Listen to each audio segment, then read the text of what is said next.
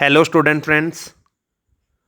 In our last class, we have discussed about the origin of bookkeeping and the accounting. So, let's discuss certain terms which we use in the accountancy. As in case of other subjects, the accountancy it is also having its own technical terms. As a language, it is consisting of some technical terms. So, in this session, let us discuss such terms in brief. The first important word of accountancy is entity. Actual meaning of entity it is kingdom. But in the context of accountancy, it means an area of economic interest of a particular industry or group of industries. So, for example, Infosys company or Taj Hotel, or you can tell any business. So, it may be a business unit or a department of a business or a group of related businesses. Separate books of account are kept for each entity. So, the business it is termed as entity in the context of accountancy. Then the next important term is transaction. We have used several times business transaction or the financial transaction. Then what is the meaning of transaction? It is simple. It is an activity which results in transfer of money or money's worth between the entities. So the goods bought or the goods sold, all these are the transactions. Salary paid. If we purchase a TV in a shop, then it is the transaction because it is a dealing. It will result in the transfer of money or the money's worth. Money's worth means goods.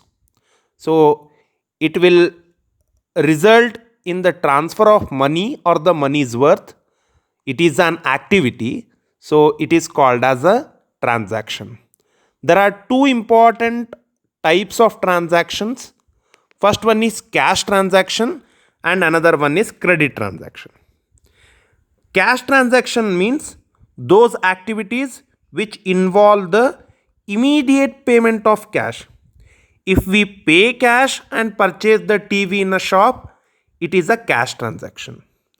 And exactly opposite, credit transaction. Those dealings or the activities in which payment of cash is postponed, then such transactions create the relationship of a debtor and a creditor. Let us learn the debtor and the meaning of the debtor and the creditor in the next slide. Okay, so just I will give an example. X buys goods from Y on credit. X he will buy goods from Y on the credit basis. He will not pay the money immediately. The payment of cash is postponed here. So such transactions are called as credit transactions. Then the third important term is asset. Most of you have heard this word asset. This is the common word. In the context of accountancy, it means the properties or the resources which are owned by the business entity. Whatever the business purchases for the purpose of use, such properties or the resources are called as assets. For example, land. If land is purchased by the business entity, it is an asset. Buildings, machinery, motor car, furniture, all these are the assets. And the goods which are bought for the resale, they are the assets. Okay. So there are two types of assets here: tangible assets and intangible assets.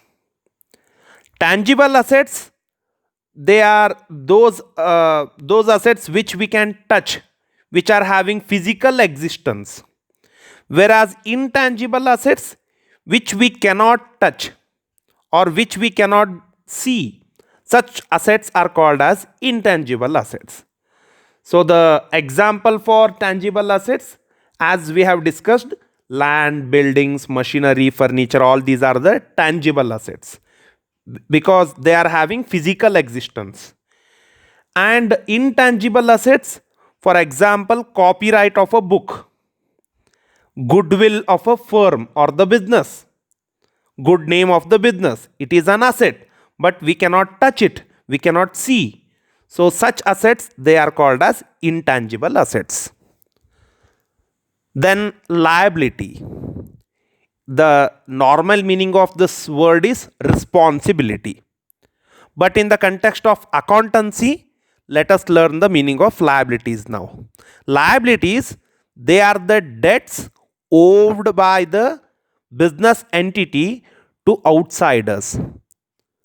So for example, loan given by the bank. Okay, so if we take loan from the bank, then that loan, it is the liability for us because we are responsible for the payment of the cash which we have taken as a loan by the bank.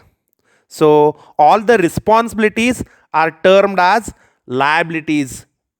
The amount due to the suppliers, the bills payable to a person, loan from the bank, and few unpaid expenses. All these are the examples for liabilities. Then capital. Capital means the investment.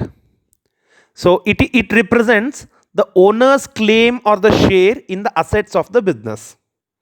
In simple words, we can tell it as the amount which is invested by the proprietor or the owner in his own business. So that amount is called as capital. That investment is called as capital. But coming to the core concept, it means it is excess of the value of assets over liabilities. So the difference between assets and liabilities, the excess of the value of the assets over liabilities, it is called as capital. Mathematically, we can tell it as capital is equal to assets minus liabilities. Then the major term, that is drawings. You know the meaning of withdrawal. You have heard this word in bank. So the drawings in the context of accountancy, it means the amount of cash or goods withdrawn by the owner of the business for his personal or the domestic usage. So it is called as drawings. If a owner, if a proprietor, if he withdrew the amount of rupees 10,000 for his daughter's marriage, then it is called as the drawings. If he withdrew for the business purpose, then it is not called as the drawings.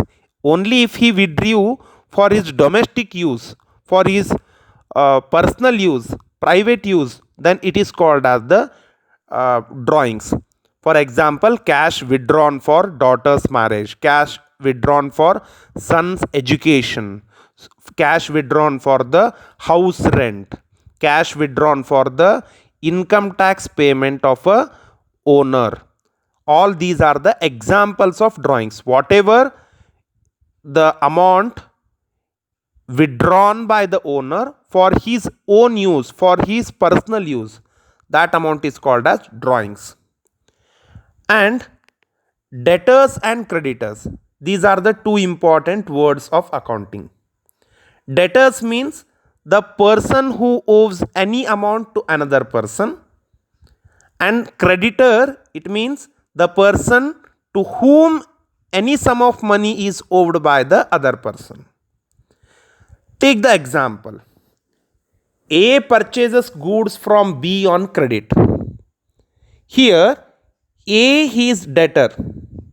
A, he is debtor, and B, he is creditor. Okay, we can take another example. If we sell goods to Mr. X on credit, then Mr. X becomes our debtor. And if we purchase goods from Mr. Y, then uh, he becomes our creditor. Only if we purchase it on the credit basis, then he will become the creditor.